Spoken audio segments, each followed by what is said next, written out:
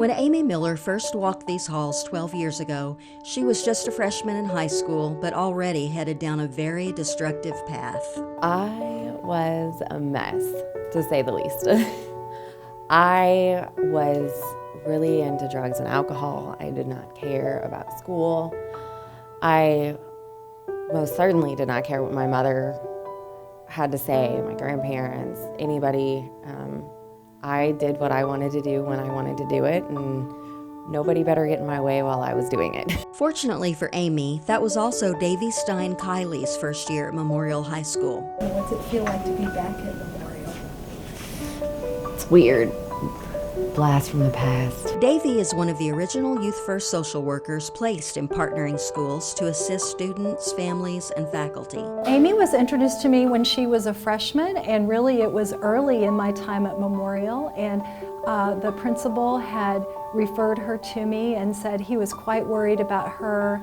She was the kind of kid who just didn't want to follow the rules very much.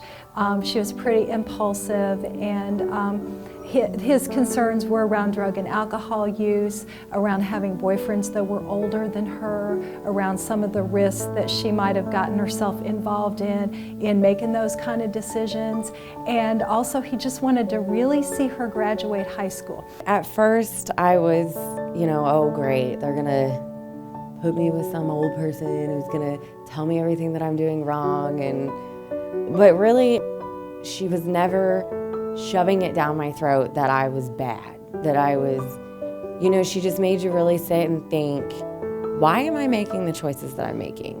What is motivating me to do these crazy things? I think the value of Youth First in our building has just been tremendous. They have been a wonderful asset as far as helping our students, our teenagers, who are dealing with a variety of issues. We started with Davy, and now we have Joel Fazenfeld in the building, and he has just been wonderful. I had a student just last week self-refer herself, saying, I have a drinking problem. I feel depressed every time I drink, and I know I need to change. These issues are very real for teens and very risky, and can really impact kids' lives for the worse or for the better. I'm very proud of where I am now. Thankfully, Amy is one of Youth First's $2 million success stories.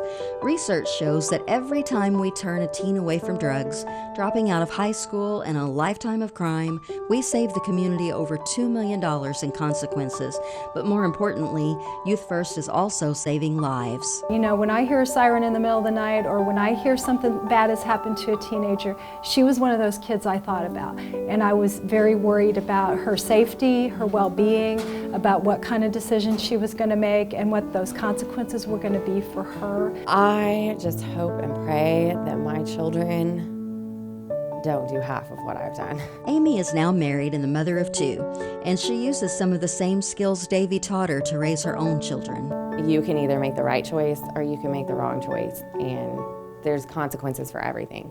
Consequences, consequences, consequences. I drill that into my kids' head every day. It doesn't matter what it is, good or bad, there's a consequence. A dozen years after they first met, and 8 years after Amy walked out the door as a high school graduate, Youth First impact can still be felt. I am overwhelmed with joy for her. It is just the neatest thing to see how far she's come, how much she's matured, how much, I just think she must be really proud of herself. Her mom must be so proud of her, because she's been able to really find a sense of home, a peace in her heart about, who she is as a person.